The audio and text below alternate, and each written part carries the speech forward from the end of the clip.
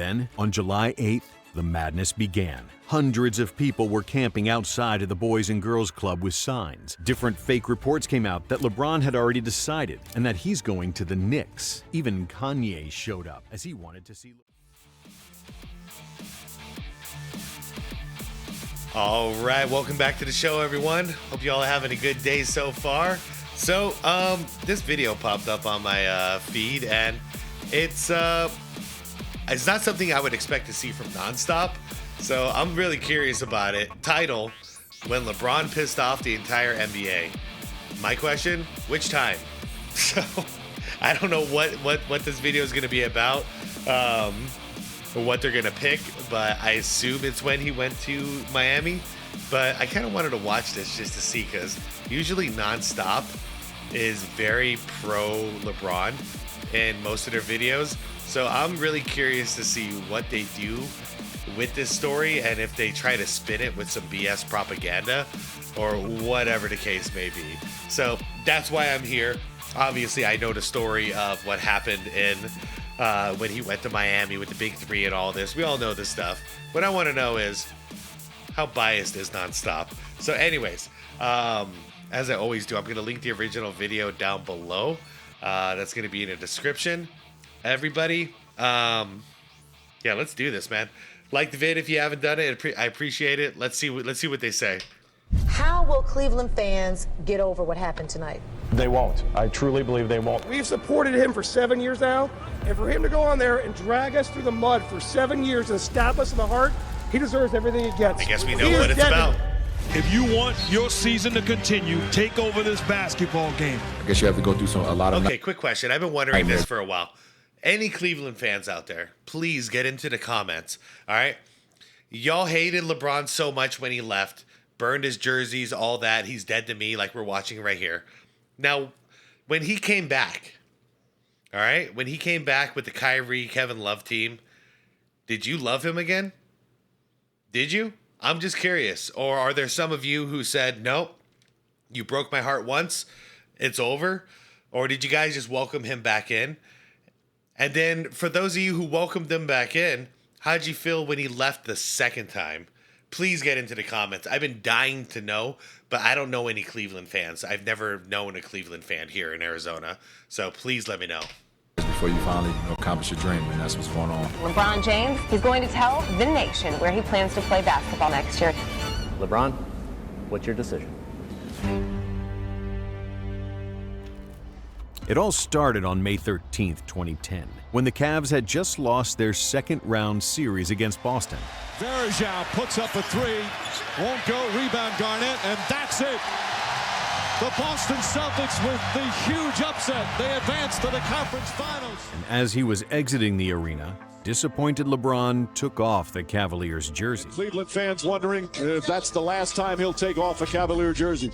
It was LeBron's fifth straight playoff exit without reaching the NBA Finals. Damn. 5 turnovers, 13 points. And many Cavs fans took it as an ominous sign. After 7 years of excellence, LeBron was a free agent and could walk out of Cleveland for nothing. James was arguably the best player in the NBA, and in 2010, he was the biggest free agent in NBA history. Many players I think it'd be safe to say at that point he was the best regular season player in the NBA, just not playoffs.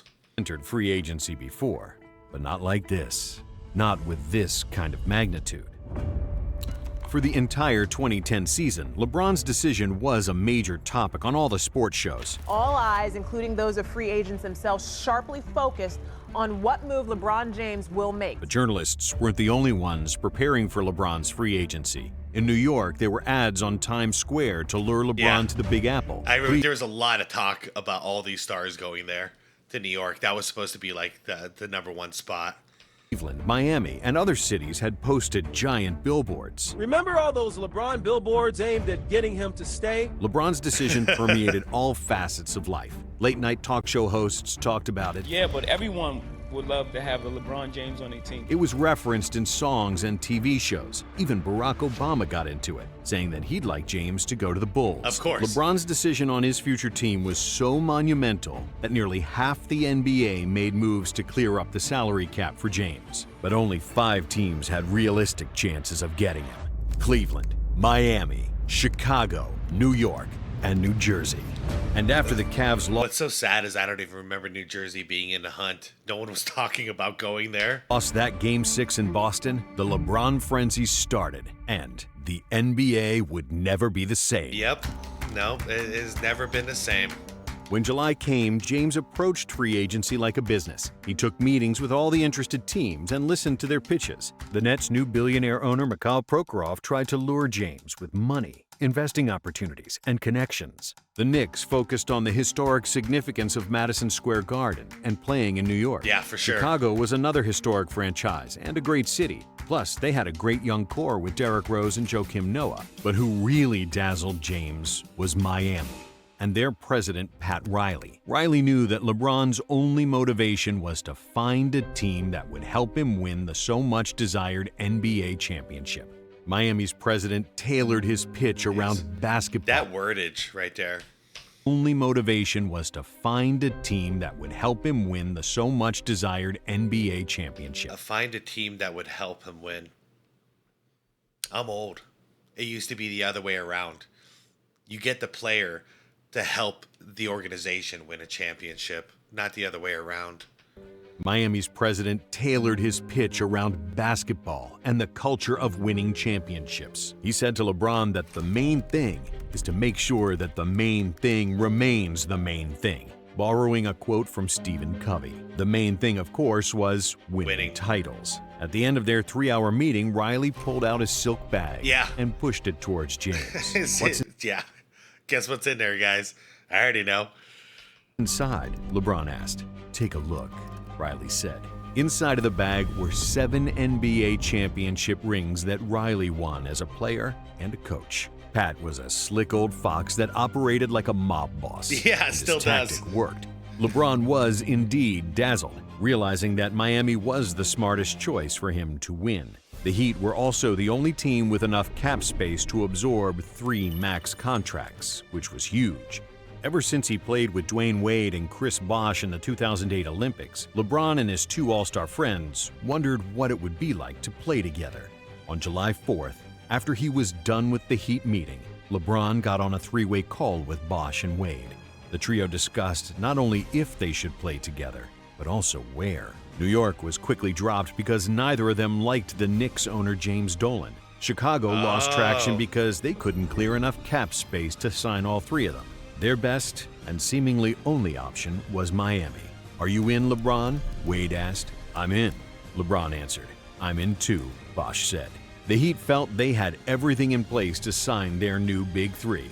But on July 6th, the first feelings of doubt started to creep in, and it was because of LeBron. Yeah, he went radio silent.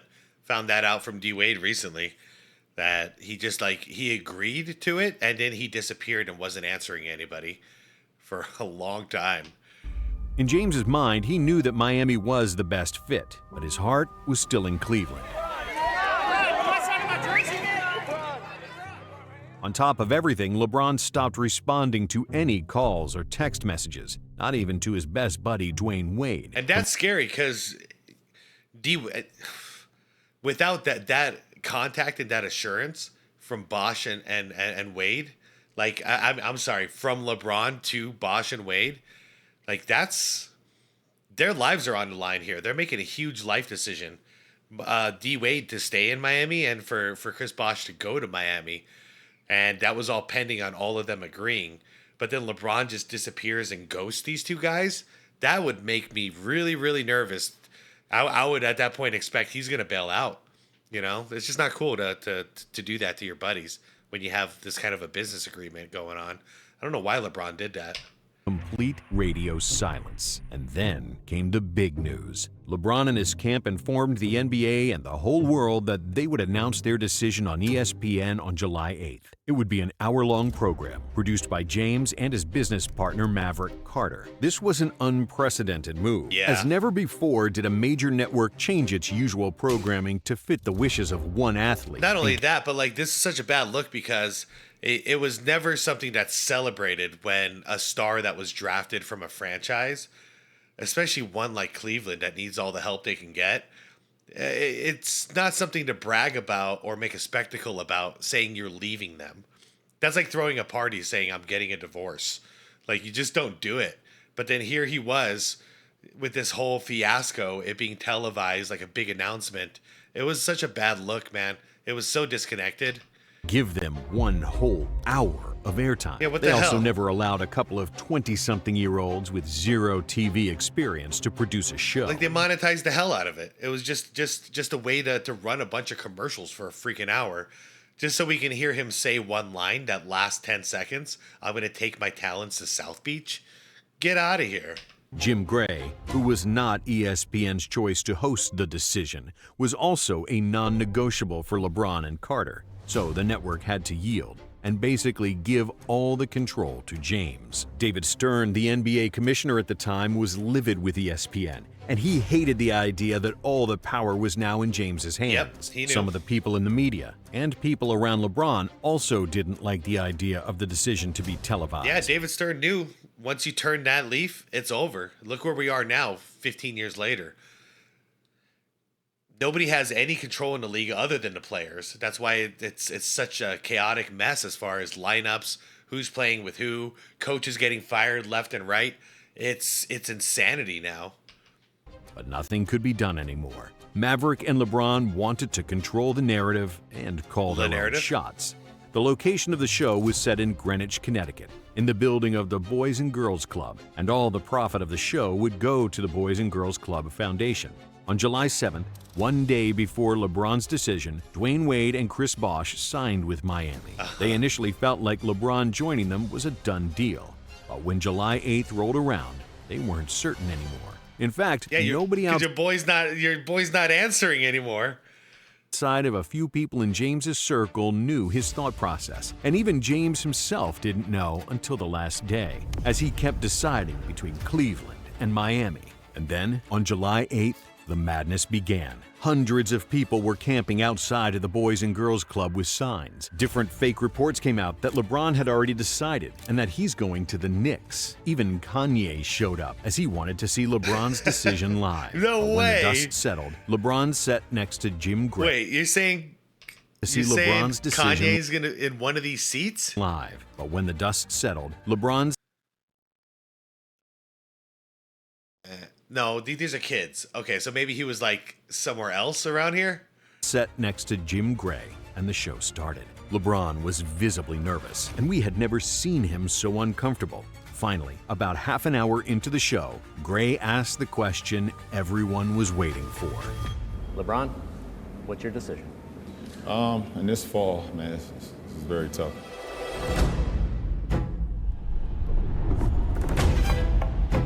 And he did it right in front of all those kids too, like showing them that this is okay. In this fall, I'm going to take my talents to South Beach and join the Miami Heat. It burns. This is terrible. This is the worst thing that could ever happen to Cleveland. I hope. Okay, so I ask you guys again, Cleveland fans, did you forgive him? Did you take him back? Were you happy that he came back in what, 2015 or whatever, when he came back? Were you happy about it?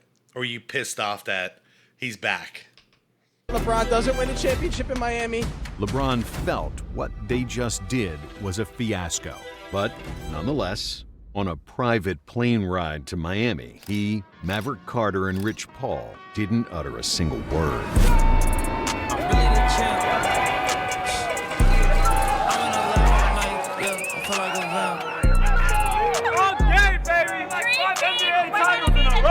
Yep, there it is, guys. I don't want to hear any of this revisionist history crap that, oh, it's not even a super team. Yeah. That's not what it was like in the moment. But when LeBron landed in Miami, something happened that made him put his mind at ease. It was the Cavs owner, Dan Gilbert, who published an infamous hate letter to LeBron, written in What was it, the so-called, what the hell did he say? Okay, I just want to read this whole thing. Sleep well, Cleveland. Tomorrow is a new and much brighter day. I promise you that our energy, focus, capital, knowledge, and experience will be directed at one thing and one thing only: delivering you the championship you have long deserved and is long overdue. Dan Comic Gilbert. Sans font. Once LeBron saw that, he was sure that he had made the right decision. However, it would take less than 24 hours before LeBron produced another PR fiasco and solidified himself as the biggest villain in sports. During the Heat's introductory press conference with James, Wade, and Bosh, LeBron should have said that they were going to play hard and hope to win a championship. Yeah, right. Instead, he arrogantly claimed the See, and once again, revisionist history now. Now he's out there speaking about like, oh yeah, well we didn't have enough help, blah blah blah. Right here in the moment, on paper, when this team was created, not only did all of us think that they were going to be stacking rings because they completely fixed the game, they stacked the deck in their favor. LeBron James himself thought they were going to win unlimited championships, not 8. So like 9 championships, you know what I mean? Like he thought he had stacked the deck so well in his favor, they couldn't lose. But LeBron still finds a way. He lost 2 out of 4. Now infamous. So yeah, I just don't want to hear that. Oh yeah, no, it's they weren't even a super team. They weren't even a big 3. All this crap I'm hearing now. No, everyone, including themselves, expected them to win more championships than we've seen in my lifetime, at least. You know, but nope. Chokers choke. Not 4, not 5, not 6, not 7. Yeah, you don't say that if you're not on that good of a team. You say that if you've stacked the deck in your favor and you think that championships are just going to fall into my lap.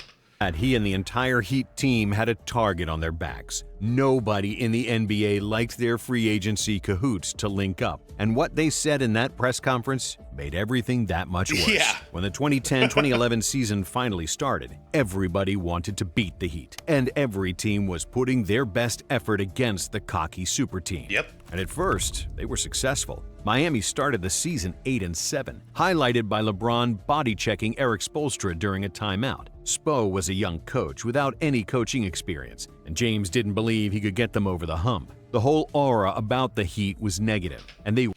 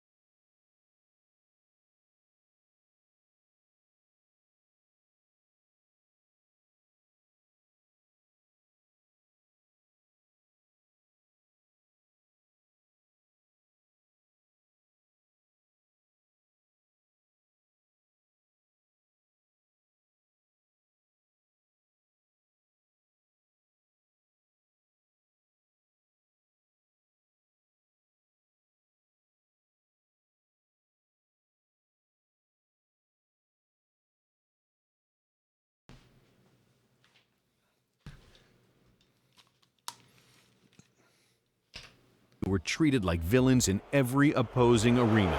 Yep. And were dragged through the mud in the media after every loss. Reporting the players are frustrated with their head coach, Eric Spoelstra. Some are questioning whether he is the right coach for the team. They have a few issues. One, they feel like he's not letting them be themselves. During my first 7 years in the NBA, I was always the liked one. To be on the dark side or the villain was definitely challenging. It didn't feel good. I was still living in Ohio. You could feel it. You don't even have to hear it. You could feel it. LeBron. Yeah, and then you created it. Came December 2nd, which was LeBron's first game back in Cleveland. Imagine if, in hindsight, LeBron would have not made a spectacle, not made everyone wait, not done it publicly on TV with an hour-long special, and he would have just written a letter to the fans and the organization. Thank you so much for everything you've done for me in my career. It was an honor to play for my home crowd. I'm sorry I wasn't able to deliver a championship, but my story's not over yet. Maybe someday I'll return. However, right now, my next adventure is going to be in Miami, and we're going to see how that goes. But I'd like to thank all the fans, blah, blah, blah, blah, blah. Dude, the hatred would not have been nearly as strong. But nope, he had to do it like the way he did it, make a spectacle out of it, and basically don't take any of the fans' consideration how they're feeling into play whatsoever. just think about himself. They have a big old fiasco when he announces it, a big giant parade afterwards, rubbing it in everyone's face. Like, nah, man, he did everything the opposite of what he should have done. So yeah, you are a villain at this point. You literally did all the things you need to do to become the villain. So you're not a victim. You did it yourself. In the entire NBA history, no crowd ever booed and trash-talked a player as much as the Cavs fans booed LeBron. Oh, rightfully so. Yeah, of course. Their hero was now public enemy number one, and they let him know their hate every time he touched the ball. If Boston is still booing Kyrie Irving, then yeah, that's nothing compared to what happened in Cleveland. Like, of course they're going to boo the hell out of him.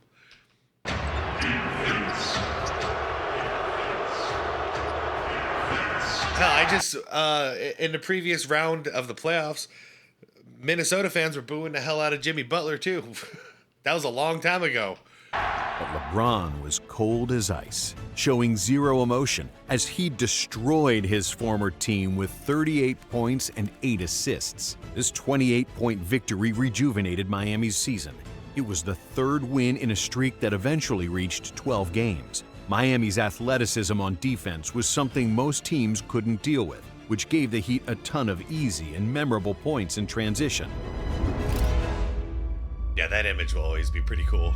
However, there were still many problems. The Heat's centers were black holes on offense, and they didn't have a reliable point guard or good shooters. In crunch time, there was no clear hierarchy of who would get the ball, and the Heat lost many close games because of that.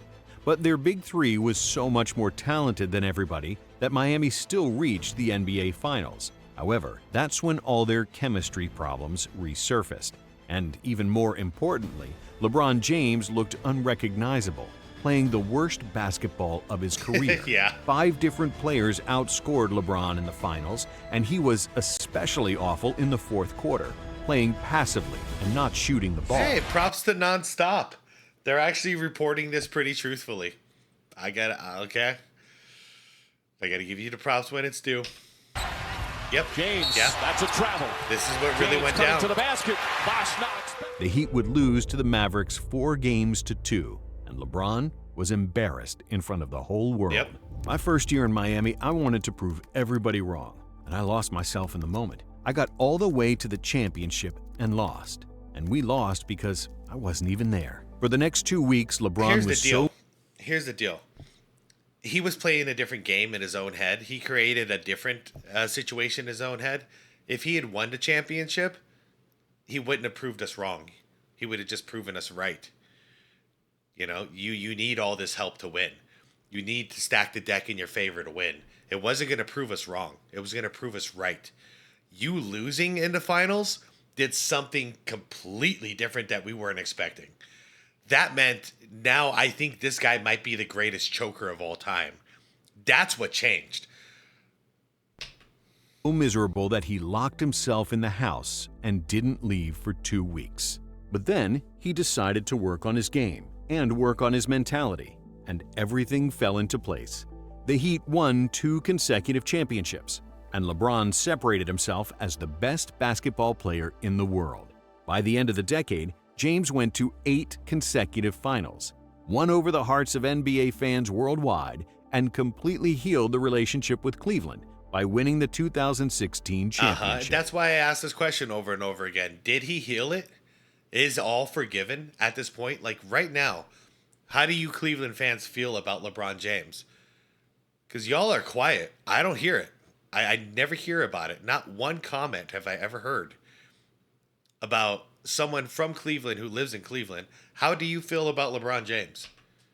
And while the decision itself was a disaster, largely because it was too long, too awkward, and too disrespectful for every Cavs fan, it's a huge part of LeBron's legacy. As poorly executed as the decision was, it was still the most viewed television special in ESPN's history, with 13 million people watching and $2.5 million going to the Boys and Girls Club. All right, that's my next question.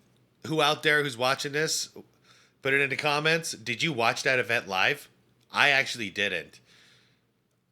For whatever reason. I don't know. Maybe I was working or something. I didn't watch this live. of course I was like ready to hear what's going on, and I heard about it right away, but not live. Maybe, even more importantly, it was also a monumental shift for athletes in the media space. Now it's common for athletes to produce and star in their own shows. But LeBron and Maverick Carter paved the way for that to happen. And that's why LeBron really is the king. Yeah, and unfortunately now we have active players like fucking Paul George, who's more of a podcaster than an NBA player, even though he's getting a ton of money to be an NBA player. He's just putting his resources and time and effort into running a podcast. Oh, man. I don't know. I don't know if it was a good thing. See, I love the idea of, like, after you retire, you have a platform to talk about your experiences. And don't get me wrong. Before I saw what it would become, I thought the idea of active players having a platform was a fantastic thing. You know, I would love it. But I didn't think that it would be at the detriment of them focusing on the main, you know, like Pat Riley said, make sure the main thing stays the main thing. I think there's a problem with that right now, because even though basketball is obviously the main thing, that's what got them the platform to begin with. That's what got them the hundreds of millions of dollars in their bank account. It's not staying the main priority. It's the other stuff. Draymond Green doing the same thing. You know, all these guys with their side businesses. Like, I don't know. I'll tell you, if I was making $40 million a year, I wouldn't be focused on other businesses. I'd be focused more on, like, how do I invest this safely, properly, so I'll be good for the rest of my life. But it is what it is. Anyways, guys, let me know what you thought. I have a lot of questions out there, especially for Cleveland fans. I'd also like to ask Miami fans how you guys felt about LeBron coming to Miami. I'm sure that was really exciting back then. But then how did you feel when he left after guaranteeing 8 championships and delivering only 2? How'd you feel about that? Laker fans, go ahead and chime in. We all know how you feel. We all know you want him to get the hell out of there. In fact, a lot of you aren't even Laker fans for the time being. I've read all your comments. I've read it. I'd feel the same way if he was playing for the Suns. I wouldn't be a fan until he left. But yeah, let your voice be heard anyways. Guys, I'm out of here for now. Like the vid if you haven't done it. I'd appreciate it. Subscribe to the channel if you want more content like this. And most importantly, be water, my friends.